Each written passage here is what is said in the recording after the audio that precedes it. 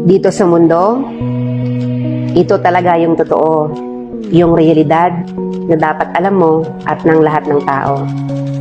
Naparito kang hubad, aalis kang nakahubad. Dumating kang nangihina, lilisan kang mahina. Iniluwal kang walang salapi at mga bagay, maglalaho kang walang salapi at mga bagay. Ang una mong paligo, may naghugas sa iyo. Ang huli mong paligo, may maghuhugas sa iyo. Ito ang buhay, kaya bakit labis ang mali siya, ang inggit, ang pagkamuhi, ang galit at pagkamakasarili.